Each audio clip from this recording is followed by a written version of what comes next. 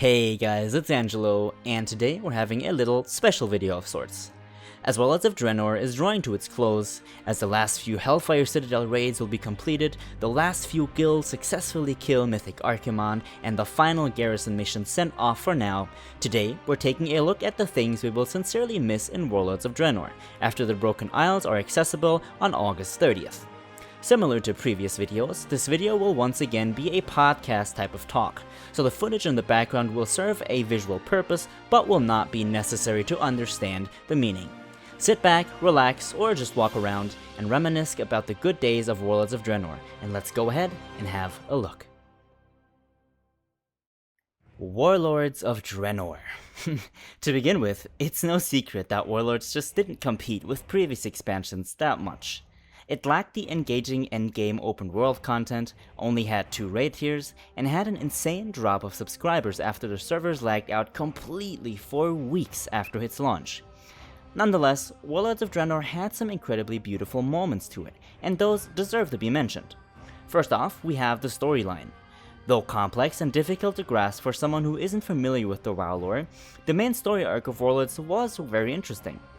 For those of you who weren't familiar, Garrosh escapes his trial from the Siege of Orgrimmar event, and travels through time in order to change history to his favor.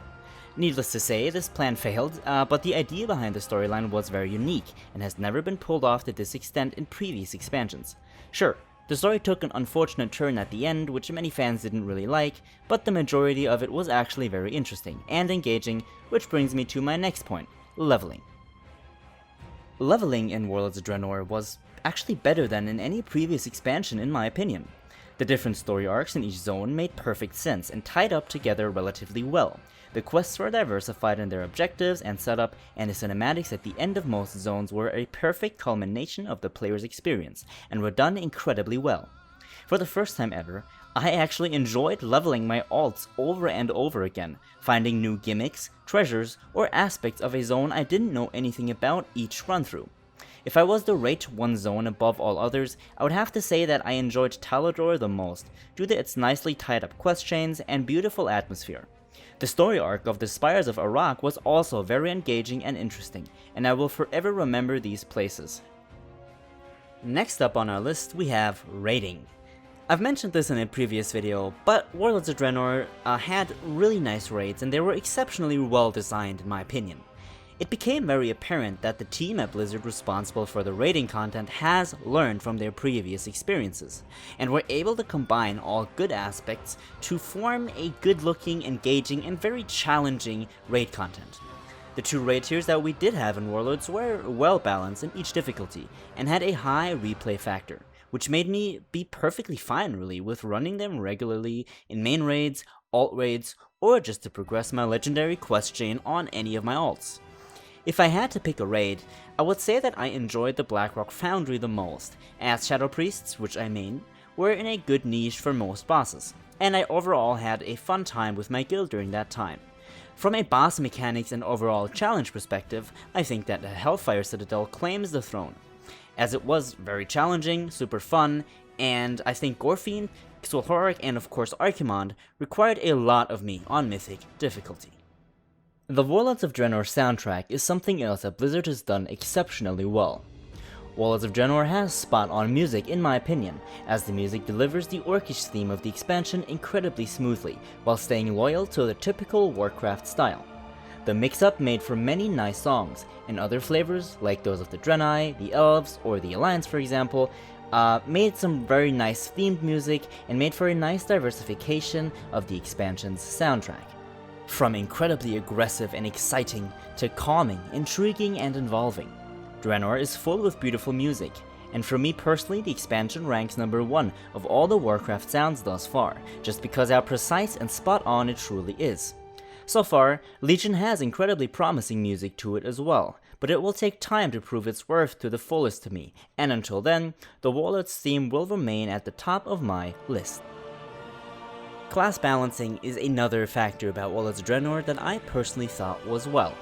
Now, surely some people will disagree with me here, and class balancing is always a topic of dispute, but all in all, I think that Warlords of Draenor did a good job at balancing all classes and specs.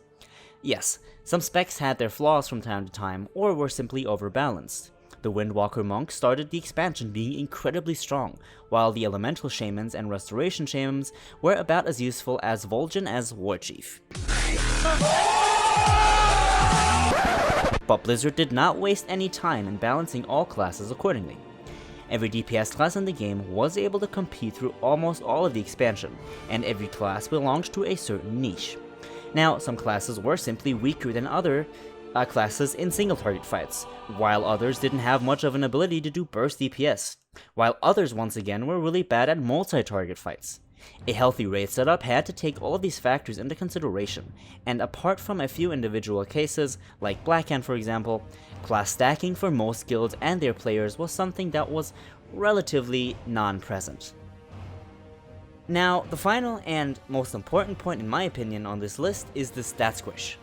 After years of watching the numbers grow on the damage meters, and on the items we've looted, I had growing concerns during late Mists of Pandaria that the route that WoW was taking may be the wrong one. Damage numbers were absolutely insane.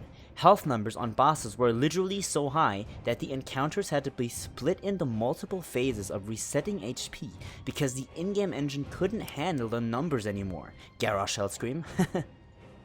I've expressed my concerns with Legion because numbers are once again shifting into the trend of being pretty high, but the stat squish of Warlords of Draenor was a very solid and good idea, and sets the path for the trend that should be kept up in the future, perhaps lowering the numbers even more the next time around.